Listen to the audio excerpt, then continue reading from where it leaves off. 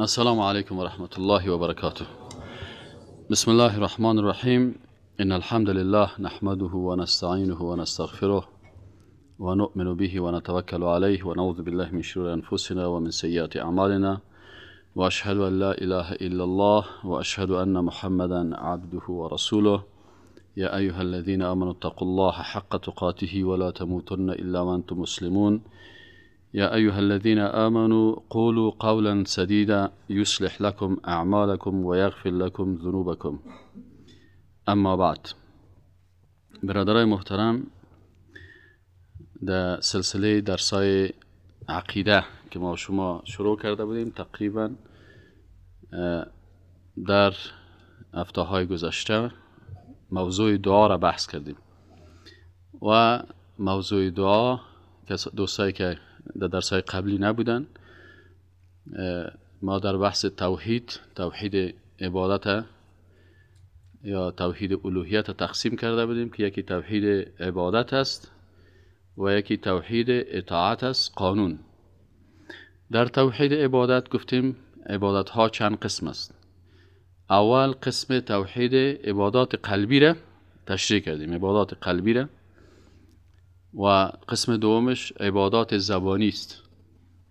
و در عبادات زبانی تقریبا چند موضوع هست که من تقاضایم از برادرای عزیز و محترم مایی است که وقتی سر چیز آمدیم اینجا ما براتون مثلا در توحید در عبادات زبانی یکی حمد و ثنا بود که ما شما را خواندیم، دعا هست که فعلا میخوانیم، استعاذه هست، استعانت است، استغاثه هست و توسل است، واسطه یا توسل است. تقریبا 6 مطلب از 6 موضوع هست.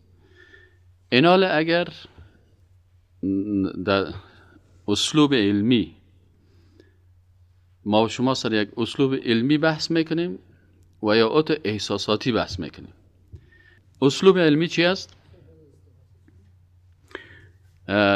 حمد و ثنا هست، مطلب دومش دعا هست، سومش استعاذه هست که ما شما اعوذ بالله میگیم، استعانه هست که ایاک نستعین میگیم، استغاثه میگیم اللهم انی استغیث، و دیگهش واسطه و توسل است.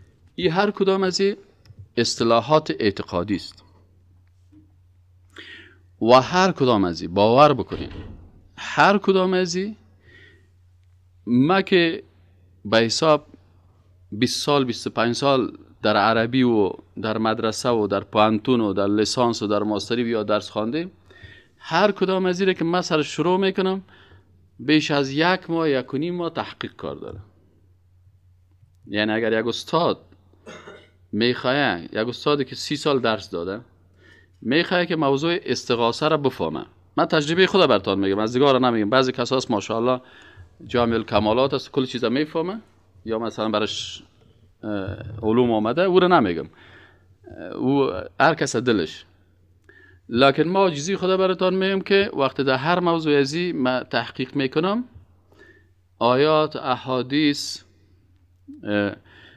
اقوال صحابه کرام، رسول اکرم صلی الله علیه و چه قسم عمل میکرد، صحابه کرام چه قسم عمل میکردن، علمای بزرگ اسلام درباره از چه قسم ابراز نظر کردن، تا بالاخره کل زیر در هر موضوع ما پیدا میکنم 1.5 ماه 2 ماه، بعضی موضوعات 3 ماه الی 4 ماه در بر میگیره تا که من مفهوم استغاثه را در عقیده میفهمم، مفهوم استغاثه را در عقیده میفهمم. بالاخره اینمی تحقیق 4 ماه یا 5 ماه را گرفته، اینمی در 1 ساعت یا 2 ساعت یا 3 ساعت که اینجا مثلا ما شما هستیم بر شما تشریح میکنم.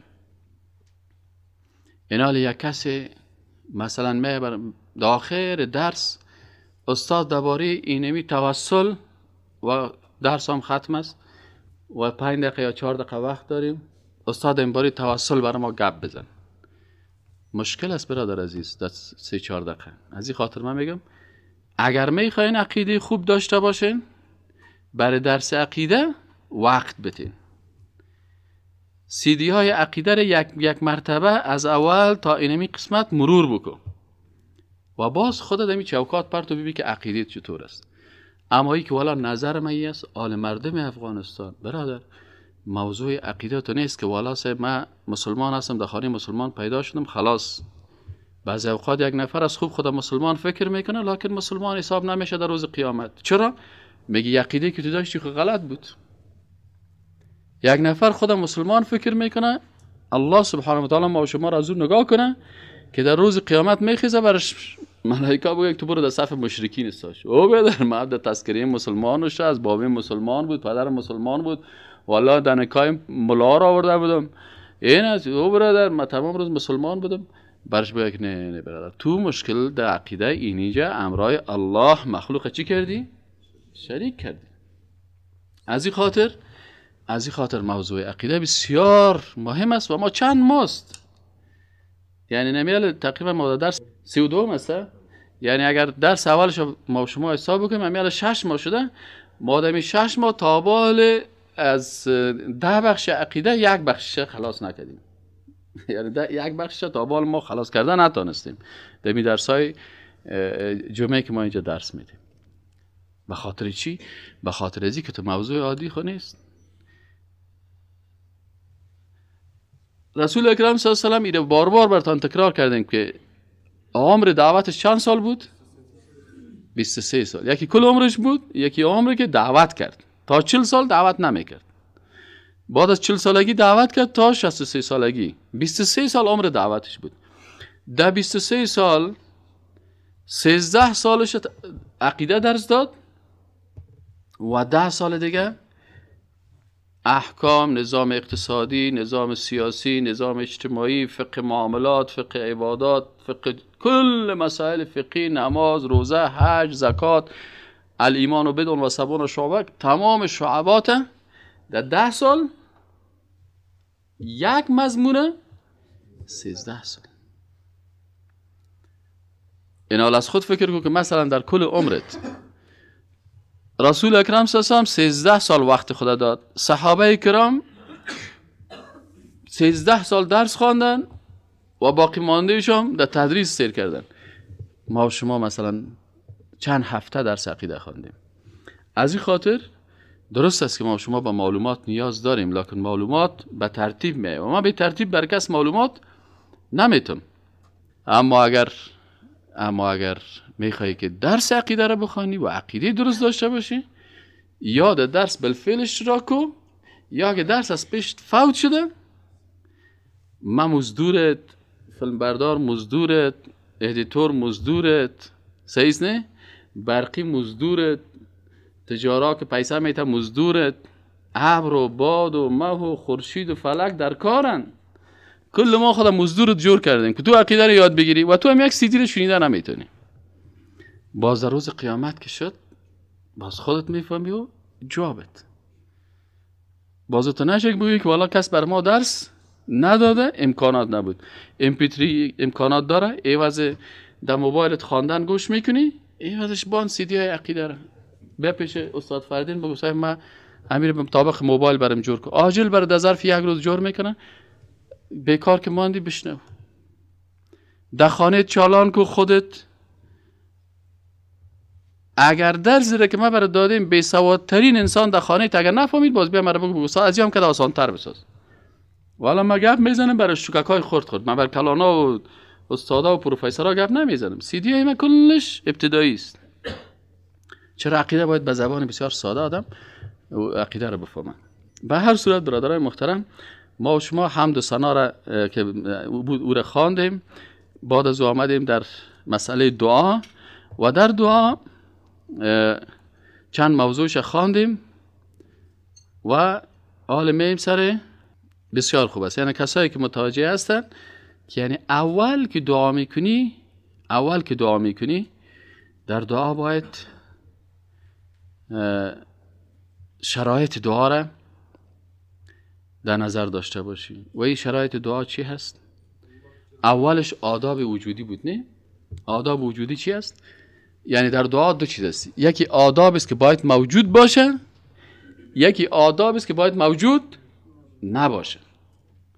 چی چیزا در دعایت باشه و چی چیزا در دعایت نباشه.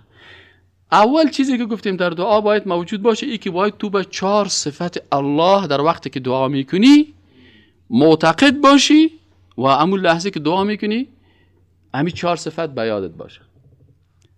الرحمن کی است؟ الله است. دعا که میکنی اول باید از خود سوال کنی الرحمن کی است؟ اینه. الرحیم کی است؟ الله است. القریب کی است که به تو بسیار نزدیک است از شارک گردن؟ الله است. و المجیب که اجابت دعا میکنه کی است؟ اگر این 4 نام الله را در وادی دعا به یاد داشتی باز به غیر الله دست دعا بالا نمیکنی. چرا؟ شاید امی کسی دیگه که تو پیش از میری پیغمبر باشه و بسیار پیغمبر اولوالعزم باشه، لکن امی پیغمبر امی 4 صفت داره؟ آیا کدام پیغمبر است که صفتش الرحمن باشه؟ اجابت کننده دعا باشه؟ است؟ قریب بر تو از شارک گردن باشه؟ اینه.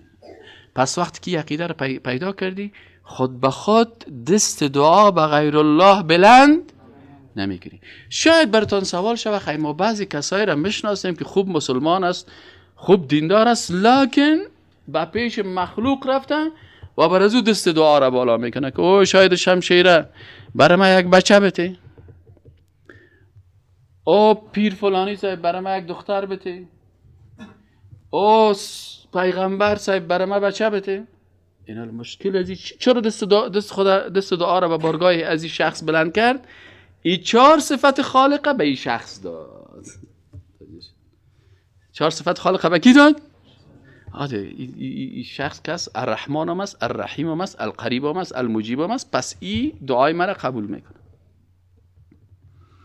وقتی که صفت خالق یک انسان به یک مخلوق بده چی مشکل برش پیدا میشه؟ پس او رو شریک کرد در چی؟ در صفات خالق. در چی شریکش کرد؟ پس اول ادب دعا اینمی هست که وقتی دعا میکنی این 4 صفت در ذهن داشته باش و بگو پروردگارا تو ذات رحمان هستی، تو رحمان هستی که ای کریمه که از خزانه غیب گبر و ترسا وظیفه خور داری، دوستان را کجا کنی محروم تو که بر دشمنان نظر داری. اش میگی پروردگارا تو رحمان هستی، تو ذات هستی که نعمت های تا برای کلگی چقدر من نعمت دادی، چشم برم دادی، میده برم دادی، قلب برم دادی، شش برم دادی، 24 ساعت برم هوای تازه و اکسیژن بسیار خوب برم مفت و رایگان دادی. پروردگار اقدر نعمت ها را برم دادی، شکر شکر شکر. پس پروردگار این یک مشکل دیگه هم دارم امیزان برم حل.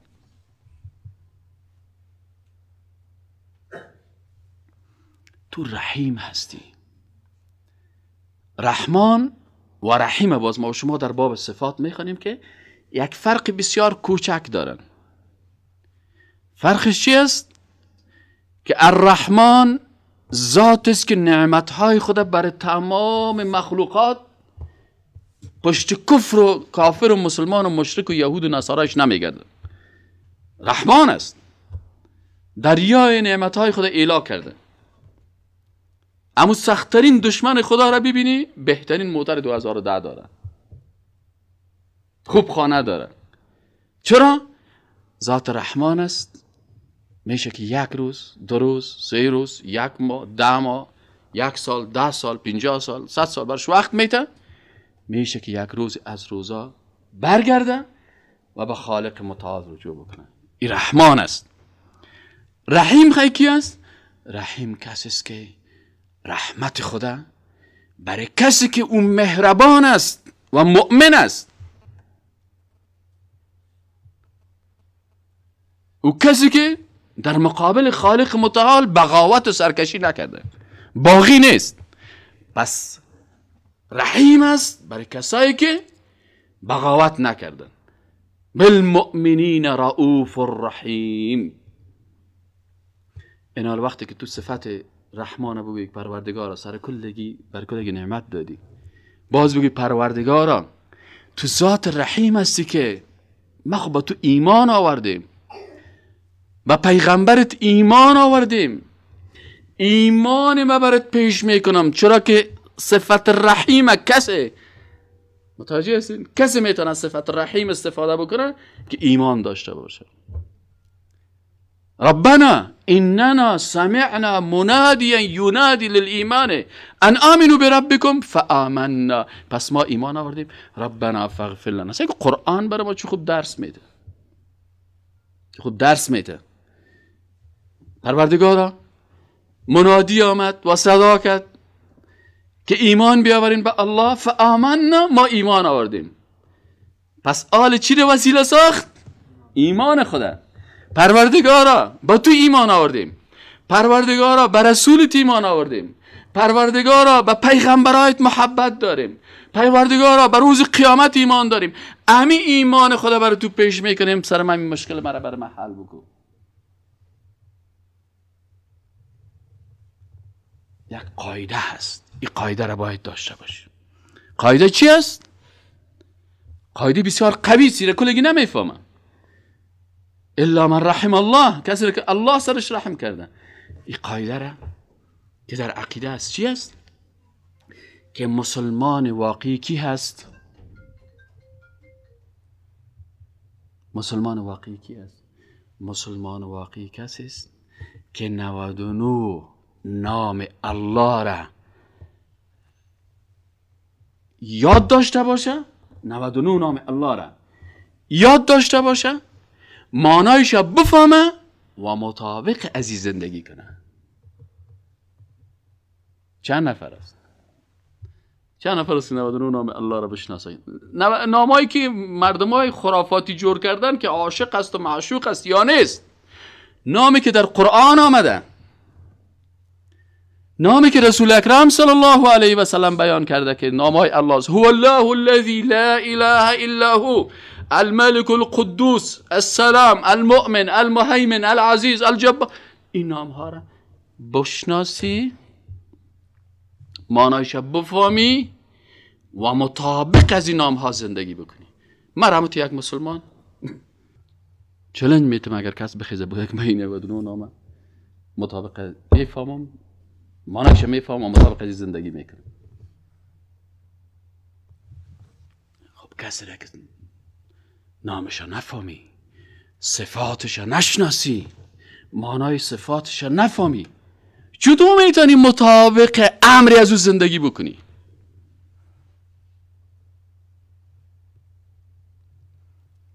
چون زیاد مخلوق میشناسیم، مخلوقات زیاد میشناسیم، با این خاطر عظمت مخلوق در قلب ما پیدا شده. از مخلوق میترسیم. اما برعکس از او صحابه کرام الله را میشناختن، اسمایش میشناختن، صفاتش میشناختن، مطابق از او زندگی میکردن. از او خاطر الله از اونا راضی شد. لقد رضی الله عن المؤمنین. با کی ایمان داشتن؟ با الله. وقتی که برای یک صحابی میگفتی که الله مجیب است، اجابت دعا را میکنه، صحابی اذا ذکر الله وجلت قلوبهم. وقتی برای کس میگفتی الله، از چشمای صحابه کرام یک دفعه اشک سر میکن.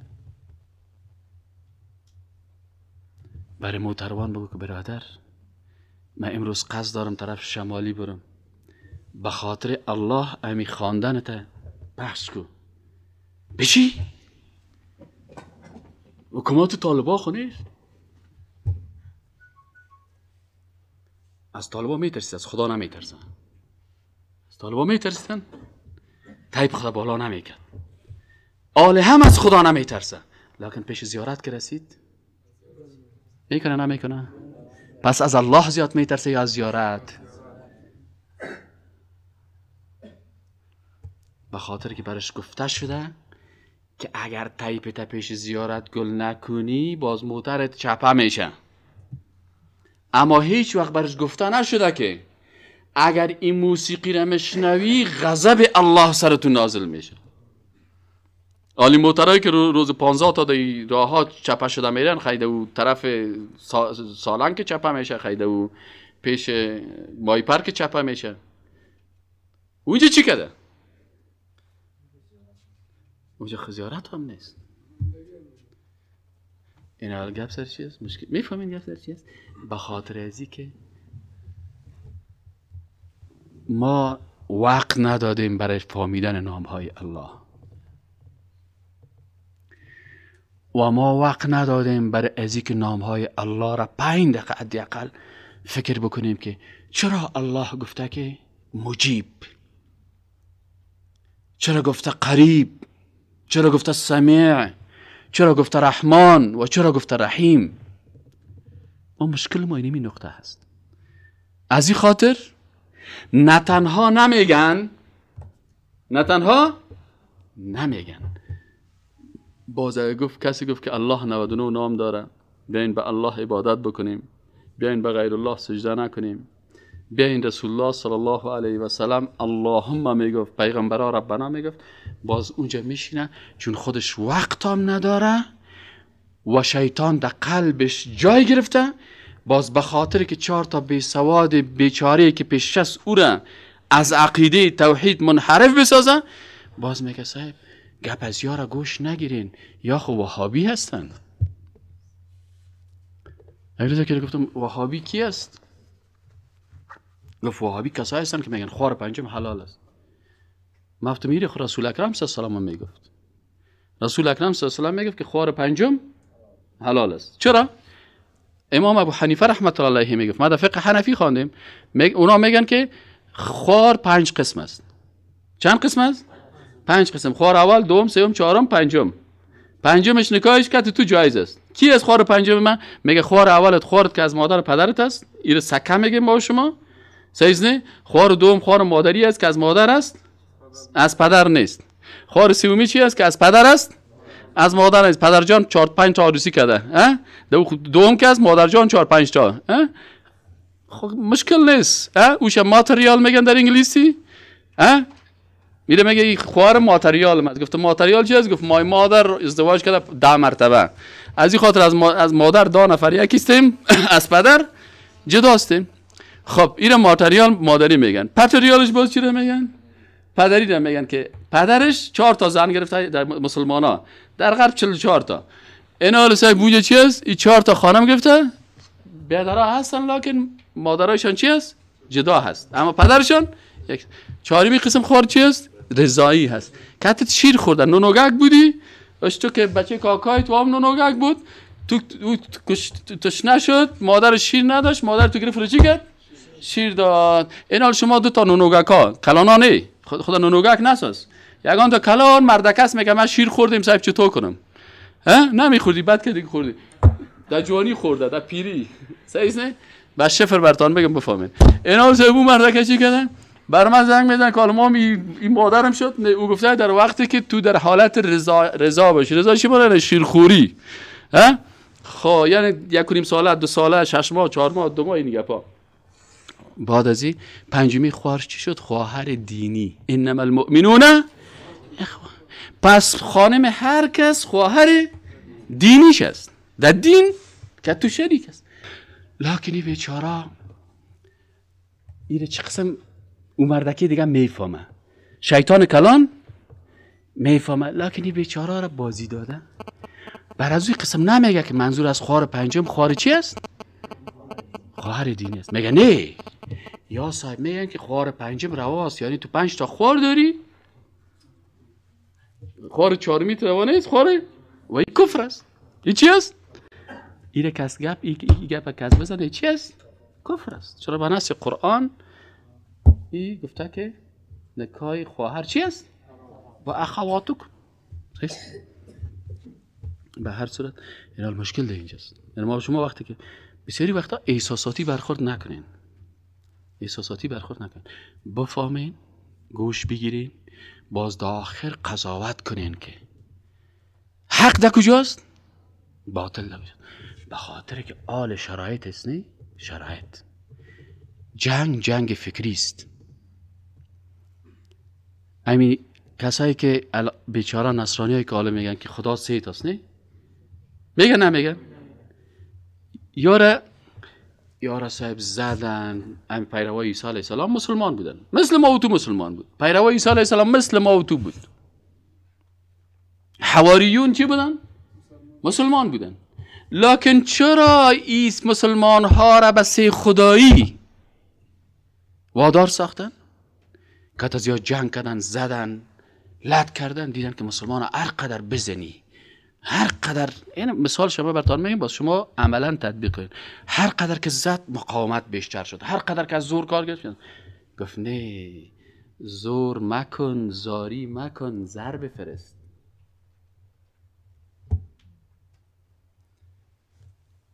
اگر یگان تاره که چیغک میزنه، اگر او هر قدر زور کنه و تهدید کنه، میگم یک دانه موتر $40,000 که برش روان کرد که آمد که جناب صاحب بزرگوار صاحب نوروز علی صاحب در این باری نوروز نظرت چی است؟ کتینی کیلی یک.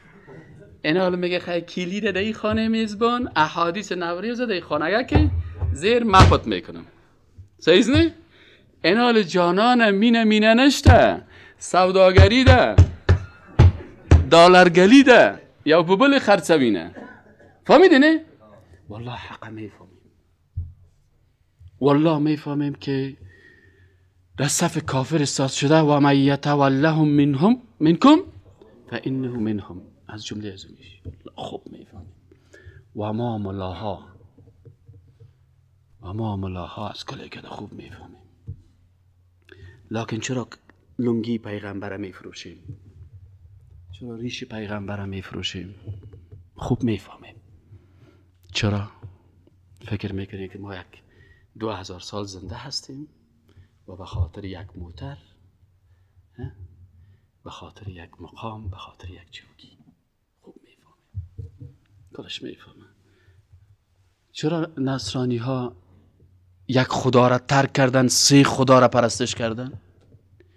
با خدا عقیده تثلیث و سه خدایی پیش یک ملاش که پیشینی چی میگه؟ میگه 1 + 1 + 1 = 1. صحیح نه؟ یک جمع یک مساوی به یک میشه. تو بیا اینجا بیستاش مادا نباش. فارسی گفت میزنی یا پشتو؟ فارسی؟ نامت چیست؟ فردین جان. نامت فردین است؟ خب فردین که چوچه اینال فردین جان در روزید 1 روپه کاکای دادت، 1 روپه مامای دادت، 1 روپه هم لالایت. صحیح است؟ چند روپه شد؟ 3 روپه. نه 1 روپه. 1 جمع 1 مساوی به 1. صحیح است؟ صحیح است یا نیست؟ دیال 1 روپه داد، 1 روپه میداد، چند روپه شد؟ 1 روپه شد یا 3 روپه؟ من میگم 1، تو میگی 3. 1 شد و بچه. تو بیا بین ما قضاوت که بیا تو همش. صنف چند هستی در مکتب؟ 6. صنف 6. من دیگه پا رو بر شما میزنم، میشنوی صدای منه افغانایی که شما نصرانی شدید. من والله که اشتو که قناعت بتانی که 1 جمع 1 مساوی به 3 میشه. اگه من اشتو کار قناعت داده تانستم، باز پا به کشی شما را میتونه که قناعت بده که 3 خدا هست. و میگن ما خدای یگانه را عبادت میکنیم، لکن پدر است، پسر است، روح القدس است. ارسه شکی جمع کنیم مساوی به چی میشه؟ 1 جمع 1 مساوی به چی میشه؟ مساوی به 1 میشه. شما را منا قناعت نداده، لکن جیبای شما را دلار پر کرده. خب نصرانی به خاطر پیسه شده. من میشناسمتان، خب خیر است. مقصد کس خبر نشه. خب این اول ببین یک گپ میزنیم. تو صنف 6 هم هستی نه؟ این کاکاش 1 روپه داد، ماماش هم 1 روپه داد، لالاش هم 1 روپه داد. صحیح شد نه؟ این حالی کل پیسه خود پیش ما داد. حالا اومدم میگه پیسه مرا پس بده. من میگم 1 جمع 1 روپه میشه؟ مرش 1 روپه میده، میگه نه 3 روپه میشه. تو قضاوت کن. گپ من سیس یا گپ پزی؟ گپ پزی. در عقیده تثلیث اشتو که قناعت داده میتونی؟ من تانستم قناعت داده تانستم؟ خیلی چرا بعضی مردم ها قناعت میکنن؟ عقلشان نه جیبشان. و بعضی کساس میگه عقلت چی کو؟ از این خاطر وقتی که در کلیسا بری برات میگه که don't use your mind. عقلت در کار نپرتو. when you enter in church، وقتی که تو در چرچ در کلیسا داخل شدی میگه عقلت در بیرون از کلیسا بان. اگر کشیش برات گفت که گاو سفید از شیر سیاه هست، چشمای تا کور کو بگو صحیح است. از این خاطر یک تو تا یک نان میتید میگه این نان است. خوب میفهمی نان است. تو نان است. نان است. میگه نه گوشت عیسی مسیح است. یک گلاس شراب میتید صاحب میگه اوه شراب است مرا نشه کرد. میگه نه خون عیسی مسیح است. میگه عقل در کار نپرده. از این خاطر برادرای محترم اکثریت دانشمندا و ساینسدانا و ریاضیدانا و مردمای عاقل و دانشمند در غرب نصرانیت چی میکنن؟ ترک میکنن. یا بیخی کافر میشن. برشان بگی do you believe؟ میگه yes I believe. on what؟ میگه on my body. برش بگی چرا در نصرانیت؟ میگه من عقل میره قبول نمیکنم. عقل میره؟ من میره قبول کردن نمیتونم. از این خاطر علمای بزرگشان چی میکنن؟ نصرانیت رو ترک میکنن. اما او تعدادش که قرآن پیدا کرد یک مسلمان سیر پیدا کرد. اکثریت کسایی که در غرب کافر ماندن، از آلمان کسی پیش ما آمد گفت در آلمان مردم و رأیت الناس یدخلون فی دین الله افواجا داخل میشن. گفتیم خیلی مشکل چی است؟ گفت والا اکثریت از که مانع داخل شدن در اسلام از یا مسلمان های دروغی منافق است. اینجای درس داشتم این قصه رو کردم خیر است بر شما میگم. یک وقت در 15 حقوق درس داشتم صنف 4. یک معسل مرا دعوت کرد گفت استاد یک رئیس مؤسسه هست از آلند بود و نیدرلند میگن. گفتن که یه آلندی هست. گفت ای از ما تقاضا کرده که یک عالم دینتانه برام بیارین که امرای مجره بحث بکنه، لکن شرایط داره. اولی عالم دین از او عالمای نباشه که پیشانویش 1111 باشه. فهمیدین چی معنی 1111؟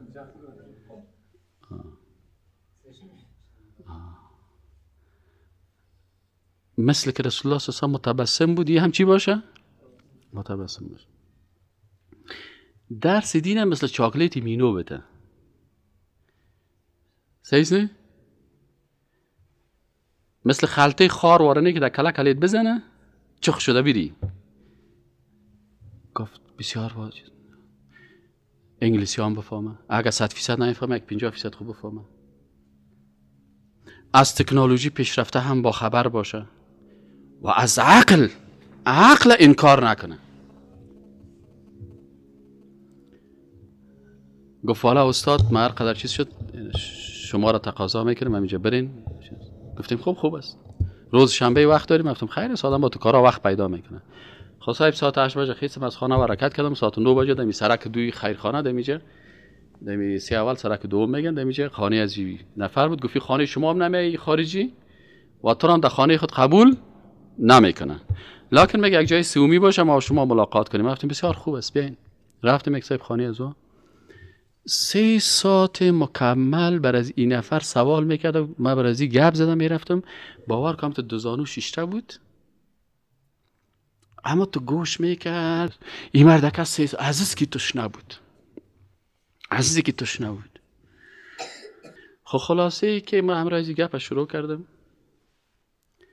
گفت من یک چند جمله ما برات میگم بعد از تو گپ تا شروع کن.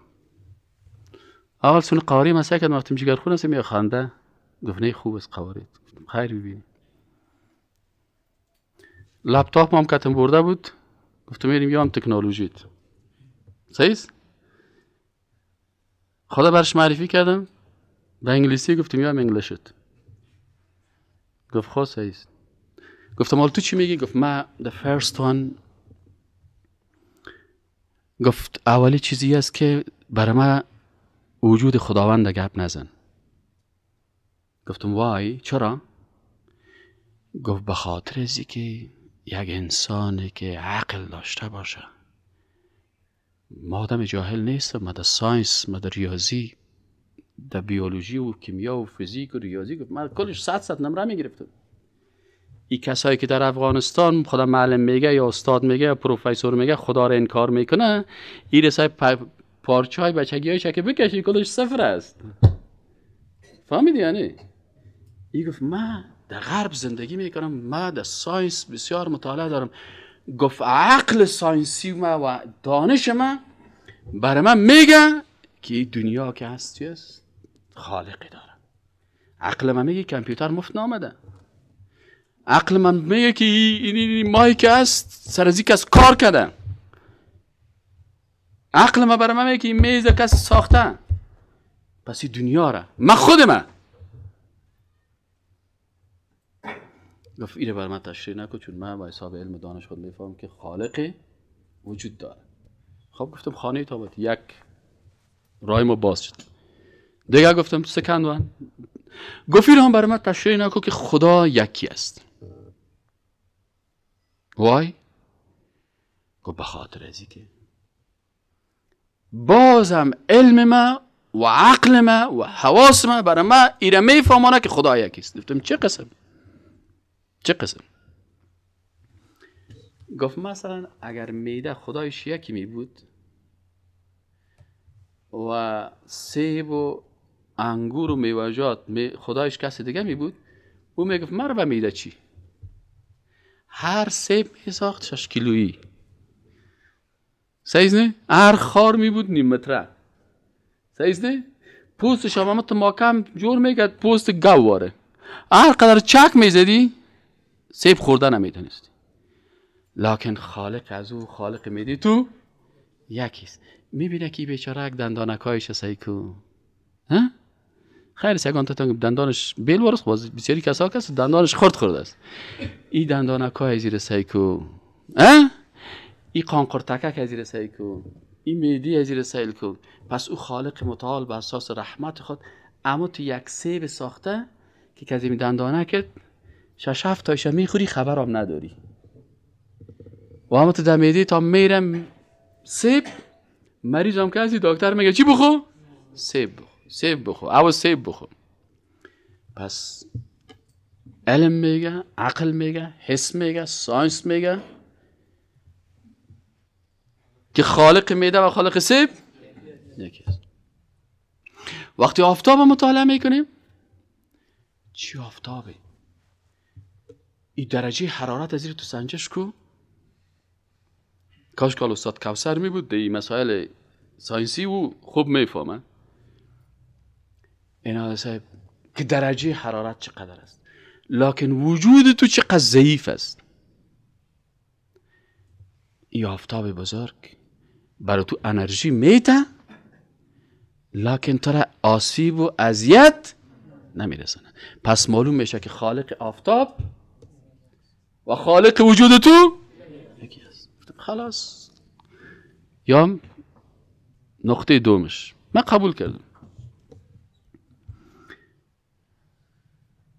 خب گفت من قرآنم مطالعه کردیم.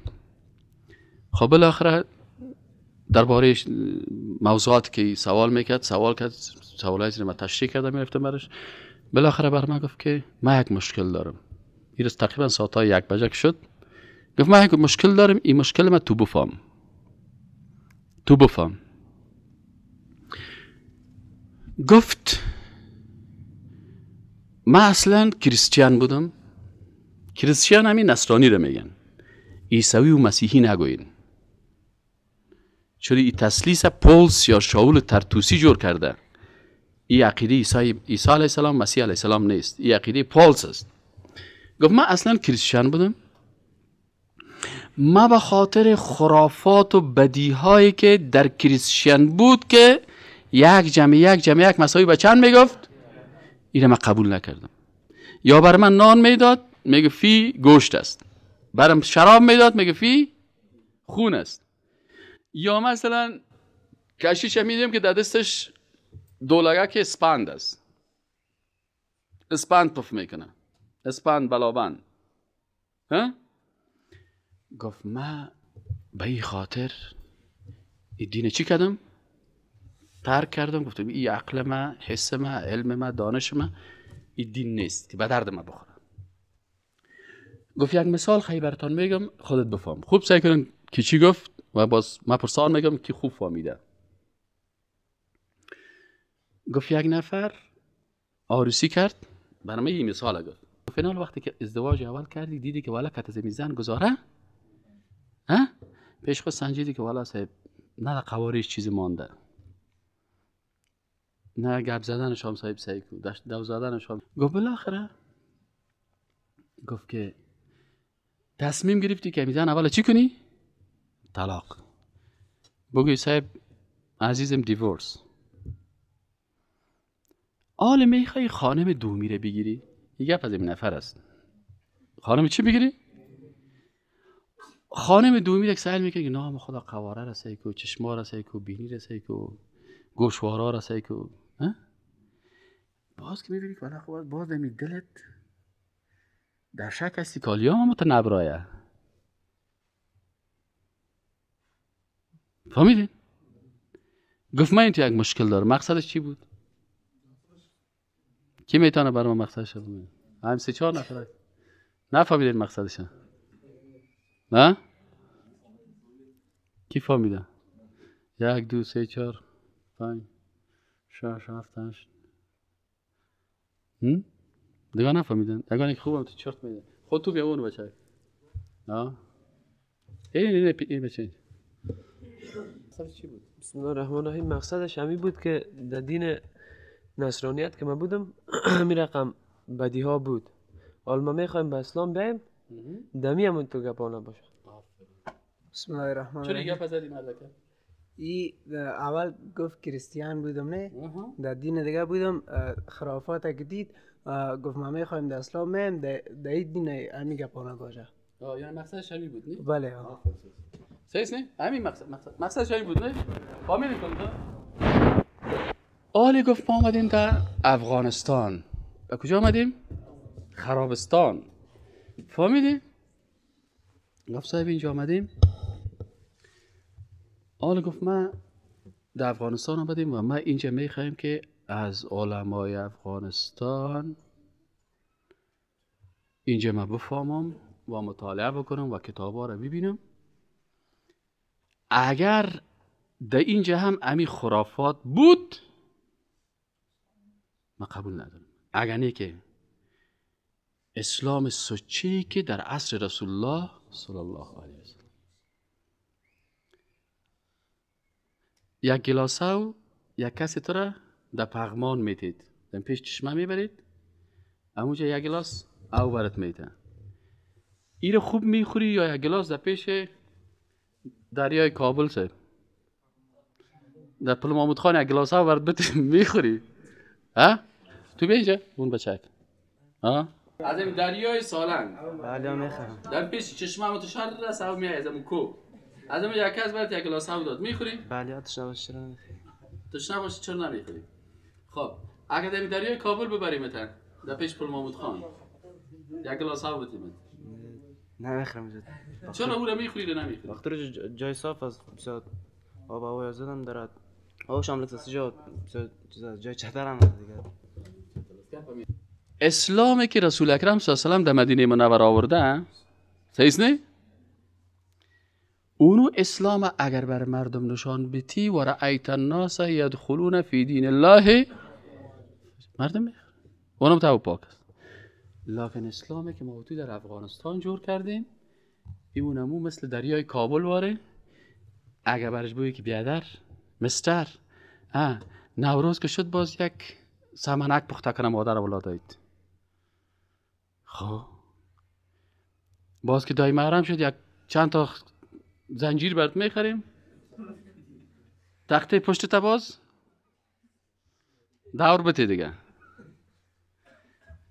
اگر گفت که باز روز تولدت شد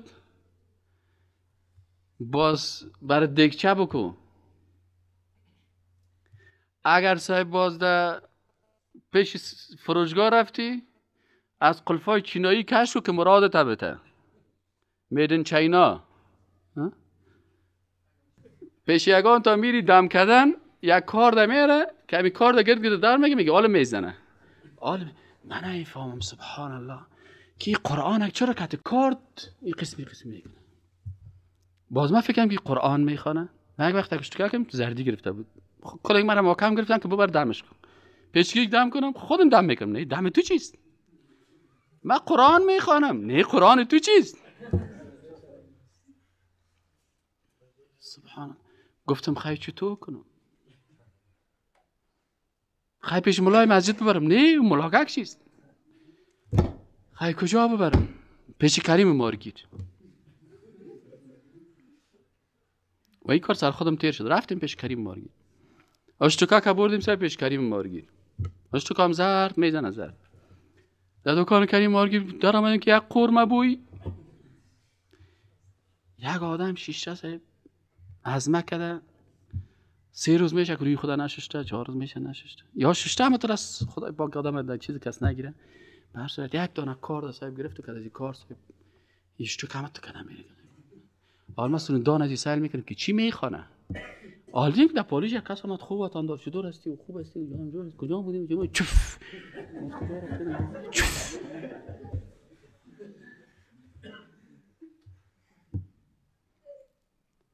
با صاحب یک بطه مردار هم از چمکور از چی گرفته بود دور آورد که یک روغن بود صاحب که روغن از رو سر میکنیم که مثلا روغن چی بود والله عالم دیگه من نمیفهمم چی بود. میگه بگو بازی رو گرفته بین از شورک میده بینیش وار کشار من گفتم این چی است یک قسم لیست میکشه استفراغم گرفت بیخی خب بالاخره سبحان الله. از اونمون رو صاحب عقیده به متنفرا خراب شد. اینال اگر برازینی مردک آلو مردک آمده برای تحقیق، اگر تو بخیزی من هست یک انجینیر، یک دکتر، یک ژورنالیست، یک تجار،